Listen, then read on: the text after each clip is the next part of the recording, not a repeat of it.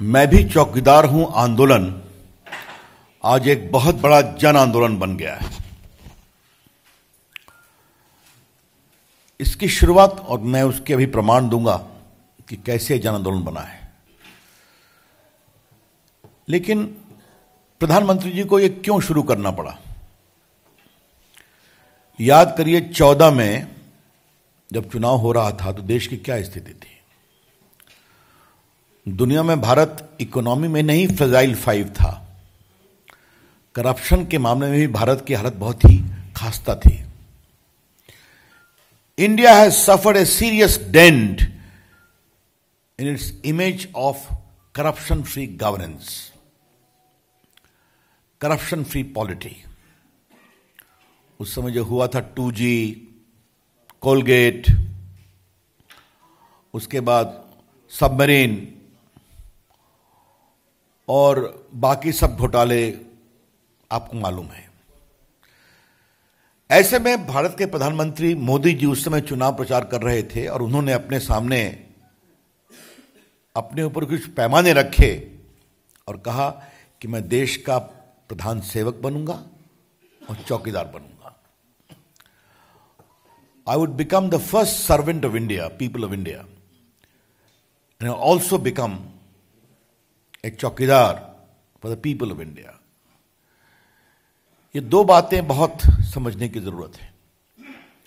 आज हमें इस बात का बहुत गर्व है कि हर इंडेक्स में भारत की छवि आगे गई है। इकोनॉमी में, गवर्नेंस में, आईटी में, ईज ऑफ डूइंग बिजनेस में, प्रॉपर्टी इंडेक्स में भारत आगे बढ़ा है। और मैं उसकी चर्चा नहीं करूंगा, आप सभी जानते हैं, हमने समय समय पर उसको सामने रखा है।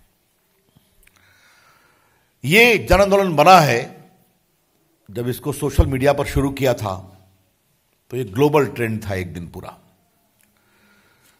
थोड़ा मैं आपको आंकड़े देना चाहता हूं, आप चाहें तो नोट कर लें। इसको 20 लाख लोगों ने ट्वीट किया, 20 लाख पीपल ट्वीटेड इट। और इसका जो इंप्रेशंस होता है वो हुआ 1680 crore, 1680 crores had its impressions। आपको मालूम है, लोग देखते हैं और उससे अपने को ऐड करते हैं। 1 करोड़ लोगों ने सोशल मीडिया और नमो ऐप पर प्लेज दिया है कि मैं भी चौकीदार हूं। 1 करोड़ लोगों ने। और जो वीडियो था उसको ऑल प्लेटफॉर्म पर 1 करोड़ लोगों ने देखा। आपको मालूम है, it is quite easy to calculate these things on social media. तो फिर मैं इसको रिपीट करूं, 20 लाख लोगों ने ट्वीट किया, इसके इंप्रेशंस थे 1680 करोड़।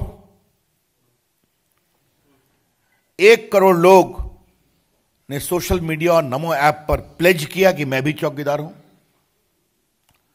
और इसका वीडियो व्यूइंग भी 1 करोड़ लोगों ने किया ऑन वेरियस प्लेटफॉर्म्स। ये एक पूरे दिन वर्ल्ड वाइड ट्रेंड था, मैं भी चौकीदार हूं, आई एम ऑल्सो ए चौकीदार। और इंडिया का trend for 2 consecutive days। The point I am trying to highlight is that मैं भी चौकीदार हूं has become a big people movement। मैं भी चौकीदार हूं, ये एक जन आंदोलन बन गया है। और इसमें डॉक्टर, प्रोफेशनल्स, सीएस, किसान, स्वच्छता कर्मचारी, युवा, महिलाएं सभी जुड़े हैं। और वो सब, उनका एसोसिएशन सोशल मीडिया पर अवेलेबल है, तो आप उसको चेक कर सकते हैं। अब मैं देख रहा हूं कि कुछ लोग को इससे परेशानी है। हमें लगा कि आप मोदी जी से नफरत करते हैं, लेकिन आप भी चौकीदार बन जाते तो क्या फर्क पड़ता है। लेकिन उनको परेशानी है। हम समझते हैं कि इनको परेशानी है। जो बेल पर हैं उनको परेशानी है। जिनकी पार्टी, परिवार और संपत्ति कठिनाई में है, उनको परेशानी है। और जो खुद और अपने परिवार समेत विभिन्न कानूनी कार्रवाइयां झेल रहे हैं और बेल पर हैं, उनको परेशानी है। जिनको छुपाने के लिए बहुत कुछ है वो परेशान है।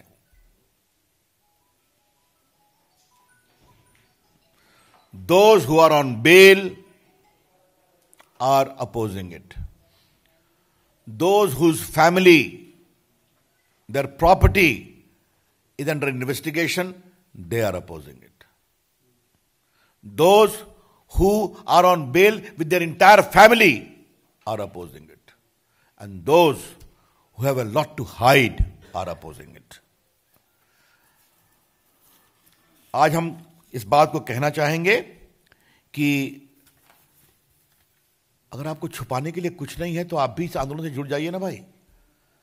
मैंने अभी करोड़ों की संख्या बताया ना। अब कुछ लोग टिप्पणी कर रहे हैं कि चौकीदार अमीरों के लिए होता है, गरीबों के लिए नहीं। अब उनको कैसा बताया जाए कि जो सत्ता में थे उन्होंने गरीबों का पैसा लाखों करोड़ में लूटा, 12 लाख करोड़। वो आज तो चौकीदार की जरूरत किसके लिए है ये बताना जरूरी है। जो सुख सुविधा और विलासिता में पैदा हुए वो इस पर टिप्पणी कर रहे हैं। Those who are born in affluence, those who are born in power, those who are born in abundance are opposing it. लेकिन मित्रों, आज हम देश के लोगों का अभिनंदन करना चाहते हैं कि वो करोड़ों की संख्या में इस आंदोलन के साथ जुड़े हैं मात्र कुछ दिनों में। The BJP would like to compliment and felicitate the people of India who have joined with this great movement of मैं भी चौकीदार हूं in crores and given a very extraordinary message to the world that there is this great movement through social media platform and activism whereby common people are giving a pledge that I will also fight for probity and propriety. अगर कोई स्वच्छता कर्मी अच्छा काम कर रहा है तो मैं स्वच्छता की चौकीदारी कर रहा हूं। अगर कोई डॉक्टर ईमानदारी से काम कर रहा है तो स्वास्थ्य के लिए चौकीदार बनने की कोशिश कर रहा है। मैंने देखा कई जगह पूर्व सैनिक लोगों ने भी कहा है तो जो देश की सुरक्षा के लिए लड़ते रहे वो भी चौकीदारी मूवमेंट से अपने को जोड़ने की कोशिश कर रहे हैं। नौजवान युवा, तो ये बहुत ही प्रभावी कार्यक्रम है। इसी को देखते हुए एक आगे कार्यक्रम तय किया गया है। 30 मार्च को प्रधानमंत्री मोदी जी वीडियो कॉन्फ्रेंस के माध्यम से देश के 500 लोकेशंस पर विभिन्न प्रकार के चौकीदारों से बात करेंगे। मतलब जिन्होंने अपने को प्लेज किया है, इसलिए मैं इनको चौकीदार शब्द का प्रयोग किया। The Prime Minister on the 30th of March will interact through video conference at 500 locations in the country with people who have pledged their support to this मैं भी चौकीदार movement. उसमें पॉलिटिकल वर्कर्स होंगे, उसमें एनडीए के leaders होंगे, उसमें professionals होंगे, उसमें किसान होंगे, उसमें अनुसूचित जनजाति के हमारे मित्र होंगे, उसमें स्वच्छता कर्मचारी होंगे, उसमें रिटायर्ड सैनिक होंगे, उसमें खिलाड़ी होंगे, उसमें युवा होंगे, उसमें हमारी बहनें और बेटियां होंगी। अब आप समझ सकते हैं कि अगर 3 दिन के अंदर करोड़ लोग सोशल मीडिया के माध्यम से इससे जुड़ सकते हैं तो एक थोड़ा करेक्शन कर लें, 31 of March, not 30 of March. मैं दोबारा करेक्ट कर दूं, 31 मार्च को प्रधानमंत्री जी 500 लोकेशंस पर वीडियो कॉन्फ्रेंस के माध्यम से ऐसे लोग जिन्होंने मैं भी चौकीदार मूवमेंट से अपने को जोड़ा है उनसे बातचीत करेंगे, जिसमें एनडीए के लोग रहेंगे, बीजेपी के भी लोग रहेंगे, बाकी पूर्व सैनिक रहेंगे, किसान रहेंगे, अनुसूचित जाति जनजाति और आपके प्रोफेशनल्स, डॉक्टर्स, लॉयर्स, सीएस, अध्यापक, ये सभी रहेंगे। और प्रधानमंत्री स्वयं भी संभवतः दिल्ली से नहीं, फील्ड के किसी लोकेशन से बात करेंगे। तो ये मैं आपको बता रहा था कि हम बहुत बड़ा भी आंदोलन करने जा रहे हैं और हमें पूरा विश्वास है कि जो संकेत 3 दिन में आए हैं तो हम इसको एक बहुत बड़ा जन आंदोलन बना देंगे। और मतलब क्षमा करें, हमने नहीं बनाया है, लोग बना रहे हैं। The people themselves are voluntarily responding to this great movement. और ये एक बहुत बड़ी बात देश में हुई है कि जनता, विभिन्न प्रकार के जुड़े हुए वर्ग के लोग अपने स्वयं की इच्छा से इस आंदोलन में जुड़ रहे हैं। मैं इसलिए कह रहा हूं कि मैंने आईटी विभाग का दायित्व देखता हूं तो थोड़ा इसको फॉलो करता हूं। किसी आंदोलन के साथ करोड़ों की संख्या में लोग जुटे, ये अपने आप में पहली बार हुआ है। इंडिविजुअल तो लोग की टैगिंग होती रही है। मित्रों, मुझे एक दूसरी बात कहनी थी, फिर जो आपके सवाल होंगे उसका हम जवाब देंगे। हमारे खिलाफ, हमारी सरकार के खिलाफ बार बार ये अथॉरिटी आवाज दबाते हैं। याद करिए, कल श्रीमान राहुल गांधी बेंगलोर में स्टार्टअप के लोगों से बात करने गए थे, आईटी मूवमेंट जुड़े हुए। वो मेनाता टेक पार्क है, वहां उनका कार्यक्रम था। तो वहां कुछ टेकी लोगों ने उनका विरोध किया, कुछ सवाल पूछने की कोशिश की। बाद में उनको गिरफ्तार कर लिया गया और सिर्फ उन्होंने एक ही बात कही थी कि प्रधानमंत्री मोदी जी के प्रति उत्साहवर्धक नारे लगाए थे। बस यही उनका पाप था, अगर मैं पाप कहूं तो। उनके अनुसार उनको गिरफ्तार कर दिया गया। राहुल गांधी के 2 आचरण को मैं बताना चाहता हूं। याद करिए, ये जेएनयू में टुकड़े गैंग के साथ खड़े थे कुछ वर्ष पहले, जहां लगा था नारा, भारत तेरे टुकड़े होंगे इंशा अल्लाह इंशा अल्लाह। आज तक राहुल गांधी ने यह नहीं कहा है कि मुझसे गलती हो गई, वहां नहीं जाना चाहिए था। और दूसरी ओर अगर टेकी लोग, आईटी प्रोफेशनल्स उनका विरोध करते हैं तो